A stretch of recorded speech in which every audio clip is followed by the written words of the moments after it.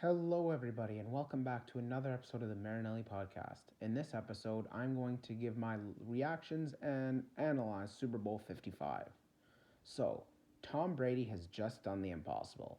He won his seventh Super Bowl after leading the Tampa Bay Buccaneers to a dominant 31-9 win over the defending champion Kansas City Chiefs. That means Tom Brady has won more Super Bowls than any other NFL franchise. The Steelers and Patriots are tied at 6. Brady has 7. That's nuts.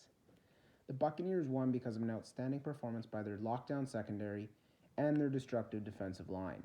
Brady and the offense being efficient with the football also helped too. Brady did not turn the ball over.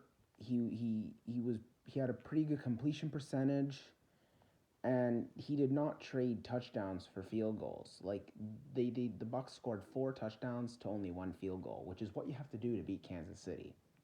So let's look at some stats here. Mahomes was 26 for 49 for 270 yards, no touchdowns, and 2 interceptions. This is by far the worst game of his pro career. Edwards-Helaire had 9 rushes for 64 yards.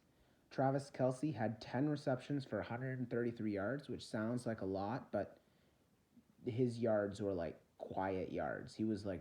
And Tyreek Hill had 7 receptions for 73 yards. He was held in check compared to his explosive Week 12 performance, where he had like 269 yards, 3 touchdowns on 13 grabs.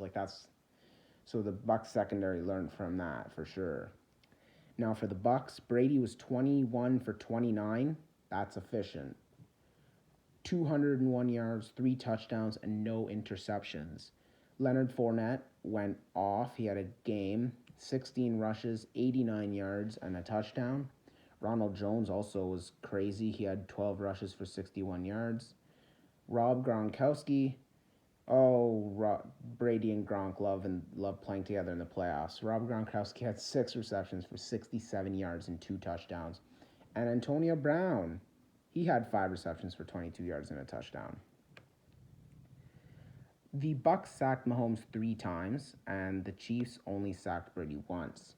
Mahomes had to run 497 yards to avoid pressure from the Bucs defensive line, which is an NFL record. Mahomes was running for his life all night. It was crazy. I could not believe it. And the Bucs didn't even blitz. They sent 4 guys the majority of the time. It's just their defensive line is too strong. And the Chiefs' offensive line, they were missing Eric Fisher, so that also played a role. Mahomes was sacked 3 times. He was hit 8 times.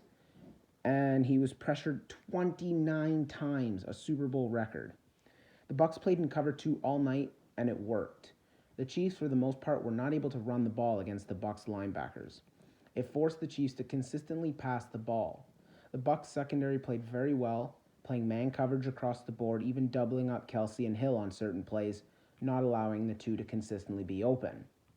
The great coverage and the fact that the Chiefs were forced to shuffle up their offensive line after losing left tackle Eric Fisher to injury allowed the Bucs to get a lot of pressure on Mahomes with only their 4 defensive linemen. They hardly ever blitz 5.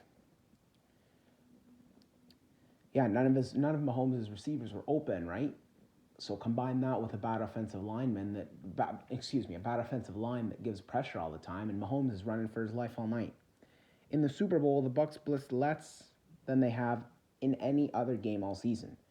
And even against an injured Mahomes, you can't blitz because Mahomes is crazy efficient against the blitz, just like Josh Allen.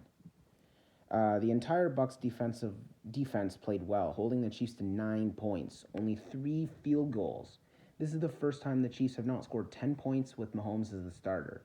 In fact, the Chiefs did not find the end zone once in this entire game. This is only the 4th time Mahomes has not thrown a touchdown pass in a game in his career. And one of those times was the first game he ever played, which was the last game in 2017 against Denver. Jason Pierre-Paul, Shaquille Barrett, and Ndamukong Suh all had excellent games up front for the Bucs. Devin White played another incredible game with registering 8 tackles and an interception to seal the game at the end. He is budding into one of the best young linebackers in the National Football League. Also, safety Antoine Winfield had 4 tackles and an interception as well.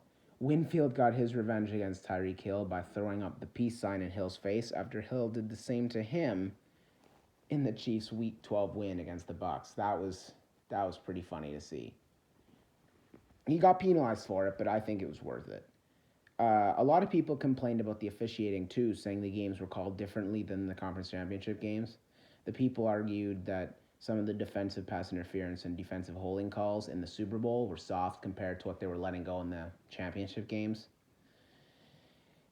Personally, I disagree with that. The only penalty that was questionable to me was Brady's pass to Evans in the end zone near the end of the second quarter. Tyrann Mathieu had his hands all over Evans, preventing him from moving towards the ball. But the ball was probably not catchable, so throwing that flag there doesn't really make all that much sense. But all the other penalties committed by the Chiefs were deserving of a flag. The Buccaneers were the much better defensive team and the more disciplined team. The Bucs took advantage of all the mistakes made by the Chiefs, and those mistakes led to points and touchdowns by the Tampa Bay Buccaneers. Besides, in a game you lose by 3 scores, you do not and cannot blame the referees. The Chiefs' defense did not play well enough. The receivers dropped crucial passes and didn't get open enough for Mahomes, and Mahomes was underwhelming to say the least. However, some of the throws he made under pressure, like that one where he was literally parallel to the turf and he just whipped it 30 yards with his right, that's insane. The Chiefs were penalized 11 times for 120 yards and racked up 90 of those yards in the second quarter, which is a Super Bowl record. The Bucs only got 4 flags for 39 yards, one of which was a taunting by Antoine Winfield after the peace sign. The Bucs were the more disciplined team last night. Kudos to the Bucs defensive coordinator Todd Bowles on crafting a wonderful game plan to stop not only Brees and Rodgers, but Mahomes and the explosive Chiefs offense. All 3 of those QBs, by the way, were NFL MVPs, and Bowles shut them all down. And congratulations to head coach Bruce Arians on becoming the oldest coach to win a Super Bowl at 68. Honestly, as a Broncos fan, whoever won this game, I would not be super happy. But to be honest with you, I would have much rather the Bucs win than the Chiefs. Now, excuse me. This game was more of a blowout than I would have thought it would be, but it was still a pretty good game nonetheless, and I enjoyed it. All right, everybody. Thank you so much for listening to this episode of the Marinelli podcast. I appreciate all your support. It means a lot to me. If you liked this episode and content like this, feel free to leave a like on the video and hit that subscribe button. Subscribing helps me a lot, and it's free. It takes 2 seconds of your time, and you can unsubscribe at any time. Again, thank you so much for listening. I appreciate all your support, and have a wonderful day.